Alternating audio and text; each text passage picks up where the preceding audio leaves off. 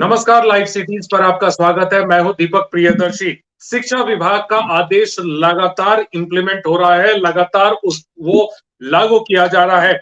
आज भी शिक्षा विभाग की तरफ से एक आदेश जो जारी हुआ था कि शिक्षकों को अब हर दिन का अपनी दिनचर्या जो है, उन दिनचर्या में कि वो क्लास में कब आते हैं, क्या पढ़ाते हैं, क्या उनका पूरा रूटीन रहता है, उसका एक परफॉर्मा है, उसे आज से लागू कर दिया। साथ ही साथ आज वर्ष का पहला दिन है, इसके बावजूद भी तमाम स्कूल खुले हैं, तमाम जितने भी टीचर्स हैं वो मौजूद हैं। लेकिन सबसे बड़ी बात है कि आज छात्रों की संख्या नदारद है, लेकिन तमाम ऐसे शिक्षा विभाग के आदेशों को लेकर शिक्षकों में और शिक्षक संघों में नाराजगी है। जाहिर सी बात है कि ये चीजें अब कब तक इस पर ये इस तरह से विवाद चलता रहेगा, इसी मुद्दे पे चर्चा करने के लिए हम लोग यहाँ मौजूद है। हमारे साथ बिहार राज्य प्राथमिक शिक्षक संघ से मनोज कुमार जी है, बिहार राज्य माध्यमिक शिक्षक संघ से शैलेंद्र कुमार शर्मा जी हैं और वरिष्ठ पत्रकार डॉक्टर लक्ष्मीकांत सजल जी हैं। सबसे पहले शैलेंद्र जी, आपसे जिस तरह का आदेश शिक्षा विभाग की तरफ से हो रहा है, और जाहिर सी बात है कि आज भी आदेश वो शिक्षकों को अपना डेली का रूटीन वो बताना पड़ेगा, हर क्लास के बारे में बताना पड़ेगा, वो इम्प्लीमेंट किया गया है। अब जाहिर सी बात है कि इस पर शिक्षक कहीं ना कहीं परेशान तो होंगे। शिक्षकों को परेशान करने का और परेशान करवाने के पीछे कोई सलाहकार जरूर है या निर्देशक कोई है। हम लोग भी नोट्स ऑन लेसन लिखते थे और छात्र के मॉनिटर का साइन होता था उस पर, और उसके बाद प्राचार्य का हस्ताक्षर होता था। ये पुरानी परंपरा है, लेकिन अब अनुपस्थिति जो पंजी है उसमें उन क्लास का ब्यौरा दिया जाएगा और जो जो क्लास लिए उसका उसमें वर्णन होगा। शिक्षक क्लास लिए, लेकिन वर्णित जो पाठ्य थे और जो सब्जेक्ट के तहत जो जो पाठ्य तालिका के अनुसार जितने भी पढ़ाए गए विषय के अंतर्गत जो टॉपिक था उसका वर्णन नहीं है। लेकिन नोट्स ऑन लेसन में तो हम लोग लिखा करते थे कि किस विषय के शिक्षक हैं और वो कौन सा पाठ्य पढ़ा रहे हैं, कौन सा लेसन। लेकिन इसमें तो उल्लेख नहीं है।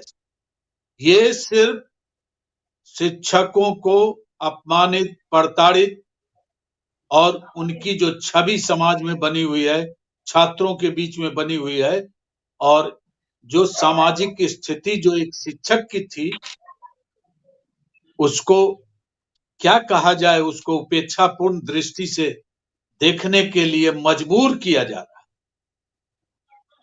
ये तो कभी पढ़े पढ़ाए नहीं और न कोई शिक्षाविद है। ये लोग प्रशासनिक सेवा के हो या जिला शिक्षा पदाधिकारी हो या कार्यक्रम पदाधिकारी हो या बीओ। ये तो शिक्षक और शिक्षा से संबंध इन लोगों का नहीं है। ये लोग तो उगाही का केंद्र है, भ्रष्टाचार का केंद्र है, और उलूल जुलूल जो है असंवैधानिक कार्यों के इम्प्लीमेंटेशन के लिए ये है। बिहार के जितने भी जिला शिक्षा पदाधिकारी के कार्यालय के सहायक हैं, लिपिक हैं, वो इंस्पेक्शन कर रहे हैं स्कूलों का और पैसों की उगाही कर रहे हैं। पाठक जी देखते रह जाएं, विद्यालयों को चेक करते रह जाएं, विद्यालयों में उलूल जुलूल जो है आदेश निर्गत करते रहें और वेतन बंद का आदेश करते रहें। अभी वैशाली के और इसमें 2 जिलों में जो 405 विद्यालयों का जो बंद हुआ है, उसमें महनार और क्या नाम है, राघोपुर का भी स्कूलों का नाम दर्ज है। क्या भाई? तो जितने छात्रों का नाम कटा, लगभग 23 लाख कुछ हजार का बिहार में नाम काटा गया है। कौन दोषी है उसके लिए? हेडमास्टर, शिक्षक या उनके पदाधिकारी, टोला सेवक, मरकज, कौन है? क्या शिक्षा में किसकी किसकी बहाली के लिए हैं? बैठा के उनको 6,000, 10,000, 12,000, 20,000 दे रहे हैं। मनोज जी, अगला सवाल आपसे है। सवाल यह है कि आप लोग स्कूलों में हैं और स्कूलों में अगर इन चीजों को देखे, प्रैक्टिकली देखे, आप लोग उन चीजों को डे टू डे फेस कर रहे हैं, क्या ये आदेश कितना ज्यादा कहीं प्रासंगिक होगा कि आपको हर क्लास का ब्यौरा टीचर को देना है? अब जाहिर सी बात है कि प्रिंसिपल की भी रिस्पॉन्सिबिलिटी होगी, एक अलग से रिस्पॉन्सिबिलिटी बनेगी कि वो डिपार्टमेंट तक इन सारे डिटेल्स को पहुंचाए कि एक टीचर ने इतने क्लास में इतना काम किया, नहीं किया, कौन आया, कौन नहीं आया। देखिए दीपक बाबू, इसी चीज से हम लोगों को घोर आश्चर्य होता है कि क्या अभी विद्यालयों में पढ़ाई नहीं हो रही है, या जो अभी इस तरह का आदेश जारी कर रहे हैं जो पदाधिकारी, इनके आने से पहले विद्यालयों में पढ़ाई नहीं हो रही थी। और रही बात कि विषय वार प्रतिदिन क्या विषय पढ़ाए और उसमें शिक्षक का हस्ताक्षर होने की बात, तो यह देखना प्रधानाध्यापक का काम था और आज भी है, और प्रधानाध्यापक इस कार्य को कर भी रहे हैं। लेकिन इन लोगों की मंशा पता नहीं क्या है। सुधारात्मक यदि है तो हम स्वागत करते हैं, क्योंकि हम भी प्रधानाध्यापक हैं और हम तो इस काम को करते ही हैं। वो रजिस्टर पर अंकित हो जाएगा, उसमें कहीं से किसी प्रकार की कोई कठिनाई नहीं है। परंतु सबसे पहले यदि ये शिक्षा में सुधार लाना चाहते हैं तो शिक्षा विभाग में अभी तक क्या परंपरा चल रही थी, एजुकेशन कोड क्या कहता है, उसको भी अध्ययन करना चाहिए। राष्ट्रीय शिक्षा नीति, शिक्षा का अधिकार, और उसके लिए एक शिक्षाविद की टीम इनको रखनी चाहिए और वह एकेडमिक रूप से रिकमेंडेशन करे कि बच्चे को क्या चाहिए और कितना चाहिए। ठीक है, दवा दिया जाता है बुखार उतारने के लिए, पैरासीटामोल यदि बुखार है तो, लेकिन यदि कोई 2,000-3,000 मिलीग्राम जो है सो दे दे पैरासीटामोल, बिना डॉक्टर के पूछे कि बुखार आया 104 डिग्री 5 डिग्री, तो एक ही बार 2,000-3,000 मिलीग्राम पैरासीटामोल दे देगा, तो उसकी स्थिति क्या होगी? यही स्थिति इन लोगों ने अभी शिक्षा विभाग में बना रखी है। सबसे पहले ये लोग जो पुलिस बल को लेकर विद्यालय में घूमते हैं, उससे हमारे शिक्षक दहशत में हैं। और यहाँ तक कि विद्यालय का प्रधानाध्यापक +2 का प्रधानाध्यापक जोड़ और घटाव विस्मृत हो जा रहा है। और जहां पर जाने का लोगों का होता है कि जा रहे हैं, तो वहां के लोग खौफ में आ जाते हैं। जो अब विद्यालय जाड़ा का दिन है, यदि धूप में कोई टीचर मिल गया तो उस पर कार्रवाई करते हैं। इस तरह की बात बेतुकी बात है और उसी से संबंधित एक यह भी चीज है। और हम लोगों ने जितने भी बेतुकी आदेश है सरकार का, अच्छे चीजों का हम स्वागत करते हैं। लेकिन हमने आपको जो बताया था दीपक बाबू, तो आपके चैनल के माध्यम से मैं आपको भी और राज्य की जनता और राज्य में जितने भी बुद्धिजीवी और शिक्षाविद हैं उनको बता दे रहा हूं कि आज ही हमारे संगठन ने, हमारे संगठन के अध्यक्ष जी ने माननीय मुख्यमंत्री और संबंधित सभी व्यक्तियों को पत्र लिखने का काम किया है कि यदि आप ये सब बेतुकी आदेश वापस नहीं लेते, आप सक्षमता परीक्षा लेना है। बीपीएससी से तो परीक्षा आप ले लिए 15 दिन में, और सक्षमता में आप कहते हैं कि कभी कोई कहता है अप्रैल तक, कभी जून तक, कभी जो है सो साल भर लगेगा।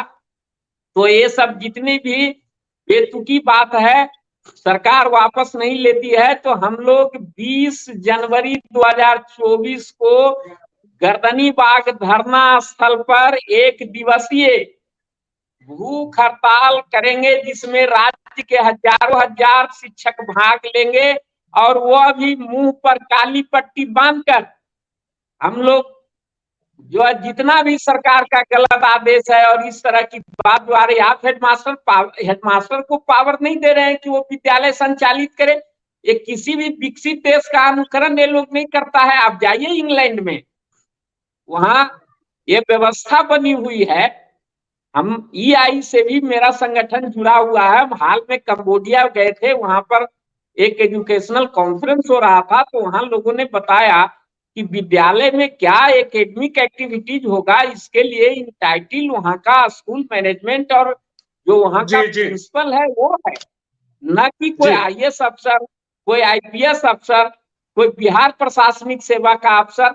उसको क्या शिक्षा विभाग की जानकारी है जो सुधार करने के लिए ये कर रहा है कि आदमी जहां जा रहा है, कहीं सुन रहे हैं कि फूलों की वर्षा हो रही है, कहीं कुछ हो रही है, कहीं कुछ हो रही है। इस तरह से ये बेतुका काम शिक्षा विभाग में किया जा रहा है। और नए साल में यदि सरकार नहीं सुधरती तो हम लोगों ने आंदोलन का रास्ता पकड़ा है और जी हम लोग ऊपर चलेंगे। जी मनोज जी, डॉक्टर लक्ष्मीकांत सजल जी, लगातार शिक्षा विभाग के हर आदेश को आपने बड़ी बारीकी से देखा है, हर चीज को आपने उसका रिव्यू किया है। क्या आपको लगता है जो आदेश अभी आज इंप्लीमेंट हुआ है और तमाम आदेशों को अगर आप देखते हैं, इन आदेशों से क्या वाकई में शिक्षा व्यवस्था पूरी तरह से पटरी पर आ जाएगी? दीपक जी, आज से 3 नए आदेश लागू हुए हैं बिहार में। पहला आदेश तो ये लागू हुआ है कि आज से पूरे बिहार में स्कूलों के लिए एक मॉडल रूटीन लागू हुआ है। ये पहली बार हुआ है कि एक रूटीन से अब बिहार के सारे स्कूल चलेंगे। एक तो मॉडल रूटीन लागू हुआ। दूसरा लागू हुआ कि आज से ही सभी स्कूलों के लिए, सभी सरकारी स्कूलों के लिए एक परीक्षा कैलेंडर लागू हुआ है। और तीसरा लागू हुआ वही नई शिक्षकों की उपस्थिति पंजी। शिक्षक ऐसी बात नहीं थी कि इसके पहले विद्यालयों में शिक्षकों की हाजिरी या उपस्थिति दर्ज नहीं होती थी। अब उपस्थिति पंजी का आकार जो है और लंबा चौड़ा हो जाएगा। लंबा चौड़ा इस मायने में कि अब से पहले साल में जो हेडमास्टर और शिक्षक अपने विद्यालय का रूटीन बनाते हैं, वो रूटीन उनका यथावत रहेगा। उस रूटीन के अलावे पहले से ही शिक्षक जो वर्ग में जाते हैं वो पाठ तालिका के हिसाब से जाते हैं, तो पाठ्य तालिका की व्यवस्था भी लागू रहेगी। यानी रूटीन भी लागू होगा, पाठ तालिका की व्यवस्था भी लागू रहेगी। और अब ये जो नया आदेश आया, ये आदेश आया कि उपस्थिति पंजी में अब लिखा होगा कि अमुक तारीख को, अमुक दिन को, यानी हर कार्य दिवस को किस शिक्षक ने कौन कौन से क्लास लिए। तो अब क्लास का लेखा जोखा उपस्थिति पंजी में ही होगा और उस पर प्रधानाध्यापक के दस्तखत होंगे और संबंधित शिक्षक के दस्तखत होंगे। तो ये जो हमारी पुरानी व्यवस्था थी, पाठ टीका की व्यवस्था, रूटीन की व्यवस्था, जिस रूटीन से वर्ग संचालित होते हैं और रूटीन बनाने में शिक्षकों की, हर विद्यालय में शिक्षकों की एक टीम रूटीन बनाती है, तो उस रूटीन से इतर अब हो गया मॉडल रूटीन। उस मॉडल रूटीन में हम अपने विद्यालय को, अपने शिक्षकों को फिट करेंगे। तो ये फिटिंग की एक नई व्यवस्था लागू हो गई और वो व्यवस्था दर्ज होगी अब उपस्थिति पंजी में। उपस्थिति पंजी जो नहीं हुई, ये उपस्थिति पंजी मुद्रित करेंगे डीओ या विद्यालय और उससे, उसके हिसाब से रजिस्टर बनेगा।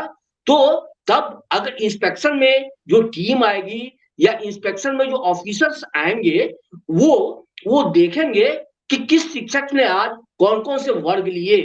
तो एक तो इसमें भी 3 तरह के वर्ग हैं। एक तो विद्यालय की एक तो वो रूटीन, एक तो वो वर्ग संचालन की प्रक्रिया जिसमें विद्यालय के सभी वर्ग समाहित होंगे 3:30 तक। 3:30 के बाद का जो रूटीन है माध्यमिक और उच्च माध्यमिक विद्यालयों के लिए, उसको इन्होंने और 2 हिस्से में बांट दिया है। पहला हिस्सा है कि 9वीं से 12वीं तक की विशेष कक्षाएं और तीसरा हिस्सा है कि 9वीं से 12वीं के वैसे शिक्षक जो मिशन दक्ष के तहत 3री से 8वीं के बच्चों को पढ़ाएंगे, उनका ब्यौरा। तो आज से जो नई व्यवस्था लागू हुई है माध्यमिक और उच्च माध्यमिक विद्यालयों के लिए, ये 3 खंडों में है। पहला खंड अपने विद्यालय का वर्ग संचालन, अपना नियमित वर्ग संचालन। दूसरा खंड हो गया 3:30 के बाद विशेष 9वीं से 12वीं के विशेष कक्षाओं का संचालन। और तीसरा खंड हो गया कि सेकेंडरी और सीनियर सेकेंडरी के वैसे शिक्षक जो मिशन दक्ष में तीसरी से 8वीं के बच्चों को पढ़ा रहे हैं, उसका ब्यौरा अब आपको मैं साफ साफ कह दूं कि ठीक है, अगर शिक्षा विभाग की ये मंशा है कि इससे विद्यालय की शिक्षा में, विद्यालय की शैक्षिक व्यवस्था में और गुणवत्ता आएगी, तो ये कहना मुश्किल होगा, क्योंकि पहले भी शिक्षक पाठ टीका से ही पढ़ा रहे हैं। पाठ और नई जो व्यवस्था लागू हुई है, इसमें कहीं से भी ये नहीं कहा गया है कि नई व्यवस्था लागू होने से पाठ टीका की व्यवस्था लागू खत्म हो जाएगी। इसमें ये भी नहीं कहा गया है कि पुराने जो विद्यालय के आधार पर रूटीन बनते रहे हैं, वो व्यवस्था नहीं रहेगी। तो एक मॉडल जो फ्रेमिंग हुआ है सारे विद्यालयों का, आपको मैं बता दूं कि पहले जो छुट्टियों के कैलेंडर भी स्कूलों के होते थे, राजकीय विद्यालयों के अलग होते थे, राजकीय कृत विद्यालयों के छुट्टियों के कैलेंडर अलग होते थे। राजकीय विद्यालय अपना कैलेंडर खुद बनाता था। राजकीय विद्यालय के अध्यक्ष हर जिले के जिलाधिकारी हुआ करते थे, तो वो छुट्टियों के कैलेंडर को अंतिम रूप दिया करते थे। राजकीय कृत विद्यालयों के कैलेंडर माध्यमिक शिक्षा निदेशक बनाया करते थे, और जो प्रारंभिक विद्यालय हमारे हैं उसके छुट्टियों का कैलेंडर जिला स्तर पर हुआ करता था। लेकिन अब सारे विद्यालयों के एक कैलेंडर हो गए हैं, यानी हमने मिक्स कर दिया है सबको, सभी स्कूलों को एक डंडे से चलाना शुरू किया है। तो ये जो स्कूलों की विशेषज्ञता थी, तो वो विशेषज्ञता समाप्त हो गई है, और अब सारे विद्यालय जो हमारे बिहार के हैं, या वो राजकीय हो, राजकीयकृत हो, माध्यमिक हो, उच्च माध्यमिक विद्यालय हो, प्राथमिक हो, मध्य विद्यालय हो, ये सभी एक ही फ्रेमिंग में आ गए हैं। तो इससे अब पता नहीं कि व्यवस्था सुधरेगी या हालात पहले से भी अच्छे नहीं होंगे, तो ये अभी नहीं कहा जा सकता है, ये अभी कहना मुश्किल है।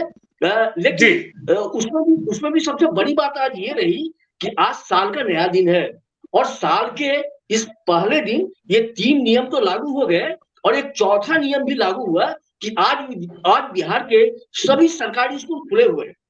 तो ये जो आज साल के पहले दिन, जो 9 वर्ष का पहला दिन है, नूतन वर्ष का अभिनंदन का दिन है, उस दिन भी हमारे सारे शिक्षक अपने अपने विद्यालय में हैं, और विद्यालयों में आज बच्चों की उपस्थिति नगण्य है। बच्चे नहीं के बराबर हैं, लेकिन शिक्षक अपनी ड्यूटी पे हैं। तो कहीं ना कहीं से ये जो आज वाला आदेश है विद्यालयों को खुला रखने का, तो ये एक तरह से ऐसा नहीं लग रहा है कि इससे शिक्षकों का मनोबल टूटेगा। इसमें कहीं से शिक्षकों का मनोबल टूटेगा। शैलेंद्र शर्मा जी, शैलेंद्र शर्मा जी, देखिए हमें हमेशा से ये देखने को मिला कि बिहार के तमाम स्कूलों में जिस तरह से ग्रीष्मकालीन अवकाश मिलता था, उस तरह से शीतकालीन भी अवकाश मिलता था, लेकिन अब वो परंपरा इस बार तो खत्म हो गई। तमाम कई ऐसे डिसीजंस हैं, खास करके अगर आप देखें, आपसे भी बातचीत हो रही थी, कई शिक्षक विदों से भी बातचीत हो रही थी कि नियोजित शिक्षकों को नियमितीकरण या फिर उनका सक्षमता परीक्षा लेने के लिए सरकार ने 1 वर्ष का समय दिया। यूं तो बीपीएससी की परीक्षा जो है वो 2 महीने में सरकार ले रही है, लेकिन अब सक्षमता परीक्षा के लिए 1 वर्ष का समय।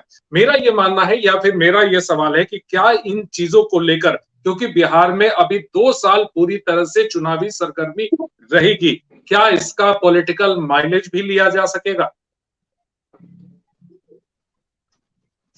सरगर्मी, सर मतलब शिक्षक, और गर्मी मतलब शीतकालीन, आपने जो अवकाश का उल्लेख किया है, ये दोनों अलग अलग तथ्य हैं। और भाई सजल जी ने जो कहा कि रूटीन बनाने का, तो कैजुअल कौन बनाएगा? उसका निरीक्षण कौन करेगा? जो आकस्मिक अवकाश में रहेंगे। ये बिल्कुल त्रुटिपूर्ण व्यवस्था लागू हुई है, और ये जो तीनों सजल जी ने कहा, ये तीनों काले अध्याय में रखे जाएंगे। ये शिक्षकों की काली सूची, और जो आज से प्रैक्टिकल की परीक्षा शुरू की गई है विद्यालयों में, और बच्चे नगण्य हैं। कौन सी परंपरा है? रूटीन भी बना के यही दे दें और पाठ्य वस्तु भी यही दे दें, पाठ्य तालिका भी यही दे दें तो बेहतर होगा। क्योंकि शिक्षा में गुणात्मक परिवर्तन लाना है, गुणवत्तापूर्ण शिक्षा लाना है, तो इन्हीं नौकरशाहों से बनवा लें और शिक्षाविद जय श्री राम का घंटी बजावेंगे। सारा काम यही इम्पोज कर दें। ये सैन्य कर्मी बना रहे हैं शिक्षक कर्मी को। ये उलूल जुलूल जो है, तानाशाही जो है प्रवृत्ति का, और तानाशाही मन मुताबिक आदेश निकाल रहे हैं और चाह रहे हैं कि शिक्षक जो है शिक्षा कर्मी नहीं रहे, शिक्षक नहीं रहे, ये सैन्य कर्मी बन जाए, आघात वर्ध, जिस पर इफेक्ट नहीं पड़े, इफेक्टलेस हो जाए, बर्फ में रहे, बरसात में रहे। ये एसटीएफ का सिपाही बना रहे हैं, शिक्षा नहीं दे रहे हैं और बच्चों के भविष्य से खिलवाड़ कर रहे हैं। क्या इनकी मंशा है? ये नौकरशाह अपनी वाहवाही लूटने के लिए, और ये मूक दर्शक सरकार ट्रिपल इंजन का हो गया। डबल इंजन का तो सरकार की चर्चा करते हैं, लेकिन माननीय मुख्यमंत्री जी, माननीय उप मुख्यमंत्री और ये उनके नौकरशाह ट्रिपल इंजन की सरकार सिर्फ शिक्षा विभाग को ठेलने में लगी हुई है और बिल्कुल खाली डब्बा, खाली बोतल, ले लो बच्चे। कहां कोई कुक नहीं मिल रहा है, कोई सामान नहीं मिल रहा है। प्राइमरी से लेकर और इंटरमीडिएट काउंसिल तक इन्होंने माखौल बना दिया शिक्षा को। इनके अनुसार रूटीन बने, गणित विषय पहला हो, कहां से सीख ले, क्या है प्रैक्टिकल अभी हो। चुनावी माहौल को कायम करने के लिए और वाहवाही लूटने के लिए यह बिल्कुल राजनीतिक हस्तक्षेप है, यह राजनीतिक हथकंडा है, राजनीतिक स्वार्थ में राजनीतिक लाभ लेने का, और शिक्षकों को टूल्स बना रहे हैं ये लोग। शिक्षक नहीं है, यह इनका पहरेदार है। समाज से इनको उपेक्षित किया जा रहा है, एक षड्यंत्र के तरह, एक सोची समझी साजिश है शिक्षा को गर्त में मिलाने का। पाठ्य तालिका यही देंगे, रूटीन यही सेट करेंगे, टाइमिंग यही सेट करेंगे। शिक्षक अभी जगे हैं, शिक्षक अपमान का घुट पीकर चुप रह रहे हैं। विस्फोट तो होना है, भूकंप की भांति। आज जापान में जो भूकंप आया है, जापान सरकार खोजते रहती है, सबसे सफल देश में आती है शोध में, और वहां भूकंप ऐसा आया है कि मिजाज सीधा हो गया। वैसे ही शिक्षक का भूकंप आएगा।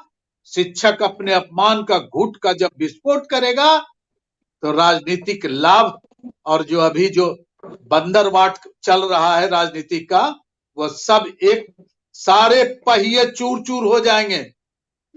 जिस विस्फोट की बात कर रहे हैं शैलेंद्र जी, आप जिस भूकंप की बात आप कर रहे हैं, अभी मैं मनोज जी से पूछ लेता हूं। मनोज जी, आप लोगों ने 31 तारीख तक का डेडलाइन दिया था कि सरकार सारे आदेश वापस ले। आदेश तो वापस नहीं हो गए, नए नए आदेश इंप्लीमेंट हो रहे हैं। अब क्या एक्शन होगा आप लोगों का? देखिए दीपक बाबू, इस विषय पर हम पहले ही बता चुके हैं कि हम लोगों ने आज ही बिहार के माननीय मुख्यमंत्री सहित जो भी संबंधित व्यक्ति हैं, शिक्षा मंत्री हुए, मुख्य सचिव, अपर मुख्य सचिव शिक्षा विभाग, सारे लोगों को पत्र लिखकर सूचना दे दी गई है और आप लोगों को भी बताया जाएगा कि बिहार राज्य प्राथमिक शिक्षक संघ आंदोलन के लिए तैयार है। और हम लोग 20 तारीख को है न मुंह पर काली पट्टी बांधकर भूखे गर्दनीबाग पटना में जो है तो भूखे रहेंगे। इसमें संपूर्ण राज्य के हजारों शिक्षक भाग लेंगे और ये तो कार्यक्रम हम लोगों का है, जिस पर की शाम तक जो है हम लोग इसकी ये भी करेंगे, विधिवत प्रसारित करेंगे। रही बात जो यहाँ व्यवस्था का, तो इसी पर कहना चाह रहे थे। इन्होंने रूटीन बना दिया हम लोगों को ट्रेनिंग में यह पढ़ाया गया था कि किस विषय को कब रूटीन में रखना चाहिए। पहली घंटी में क्या होना चाहिए, दूसरी में क्या, तीसरी में क्या, चौथी में क्या, फिर मध्यांतर हो जाता है, मध्यांतर के बाद क्या। आप देखिएगा जो रूटीन आया है और जो पूर्व में आज तक क्लास टीचर की व्यवस्था रही है, खासकर मैं मिडिल और प्राइमरी स्कूल की बात करता हूँ, तो जो क्लास टीचर की व्यवस्था रही है, एक आदमी लगातार पहली घंटी में रहे हैं और वो उस क्लास का सारा पेपर वगैरह रखते हैं। क्योंकि हमारे यहाँ क्लर्क तो छोड़ दीजिए, कोई आदेशपाल या कोई सफाई कर्मी भी नहीं है मध्य विद्यालयों में विशेषकर। तो आप उसमें कर दिए कि किसी क्लास में पहली विषय में विज्ञान है तो उसी क्लास में अगले दिन पहली घंटी में संस्कृत है, तो अगले दिन गणित है, तो अगले दिन दूसरा विषय है। तो इसमें एक आदमी तो वो पढ़ा नहीं पाएगा, है ना। तो उस व्यवस्था को विद्यालय को बदलना पड़ रहा है। इससे जो वर्ग शिक्षक का कंसेप्ट था उसमें कठिनाई है। और दूसरी बात इसमें एक आ रही है कि हम लोगों का पढ़ने का जो बच्चे का है कि किसके बाद क्या देना चाहिए, वो समाप्त हो जा रहा है। तो इसीलिए हम पहले भी कह रहे थे कि इन सारी बातों को कोई IAS अफसर या कोई बिहार प्रशासनिक सेवा का अफसर, वो काबिल लोग होते हैं, उनके काबिलियत पर हमको नहीं ये है, लेकिन क्या वे चाइल्ड साइकोलॉजी पढ़े हैं, क्या वे बच्चे कब क्या पढ़ना चाहते हैं, कब उनके लिए कौन सा विषय रुचिकर होगा, इसकी पढ़ाई भारतीय प्रशासनिक सेवा के या बिहार प्रशासनिक सेवा के लोगों ने किया है? तो नहीं। तो इस तरह का चीज आप जो ऊपर से थोप रहे हैं, हम लोग पूर्व में सारा चीज कर रहे हैं जो होना चाहिए, और आप जो है सो राताराती बदलना चाहते हैं। आपने बिल्कुल सही कहा कि BPSC से तो 20 दिन के अंदर बहाली ले लिए उन लोगों ने, पूरा सरकार का नाम लिया, लोगों पर फूल भी वर्षा हो रही है। ठीक है, अच्छा कदम है, हमको शिक्षक मिल गए, हम उसका स्वागत करते हैं इस सरकार के इस कदम का। परंतु आज भी हमारे जो यहाँ शिक्षकों की कमी है, और दूसरी जो सबसे बड़ी बाधा जो आ रही है कि ये सक्षमता परीक्षा लेने की बात की है। पहले 2020 में आंदोलन हुआ तो हुआ कि भाई हम ऐच्छिक का स्थानांतरण देंगे महिला और विकलांग को, और उस समय श्री महाजन साहब थे, उन्होंने कहा था कि बाद में हम चीजों पर भी विचार करेंगे। उसको आप समाप्त करके बदलने की बात करते हैं। और सक्षमता परीक्षा में आपको साल भर क्यों लगेगा? जब आप BPSC से परीक्षा देते हैं, लाखों लोगों को आपने बहाल किया, तो बहाल किया तो ये तो आप 15 से 20 दिन में कर ले रहे हैं, और जो कार्यरत शिक्षक है उसमें आपको इतना अधिक समय क्यों लग जा रहा है? तो इससे पता चलता है एक सवाल सजल जी से ले लेते हैं। एक सवाल सजल जी से ले लेते हैं। सजल जी, आप पत्रकार है, राजनीतिक गतिविधियों पर भी आपकी पैनी नजर है। जो शिक्षा विभाग के फैसले हैं, क्या वो फैसले उन फैसलों का, क्योंकि 2 वर्ष जो अभी है, लोकसभा चुनाव होने हैं, विधानसभा चुनाव होने, 2024-2025 में चुनाव होने, जाहिर सी बात है कि पॉलिटिकल माइलेज लेने की कोशिश कहीं ना कहीं इन तमाम चीजों को लेकर होगी, क्योंकि बड़े बड़े फैसलों का जिक्र किया जा रहा है कि हमने इतने बड़े बड़े फैसले लिए हैं। बिल्कुल, आप दीपक जी बिल्कुल सही कह रहे हैं। आपको याद होगा कि जब महागठबंधन की सरकार सत्ता में आई थी, तो सरकार ने साफ साफ कहा था कि हम 10 लाख नौकरी देंगे, 10 लाख रोजगार देंगे। और अकेला शिक्षा विभाग है उन विभागों ने जिसने 2 साल के अंदर 2 लाख नौकरियां बांटी हैं। 2 लाख से अधिक कहिए, अगर विश्वविद्यालय को हम जोड़ ले तो करीब 3 लाख नौकरियां अभी तक बांटी जा चुकी हैं या बंटने की प्रक्रिया में है, जो इस महीने तक पूरी हो जाएगी।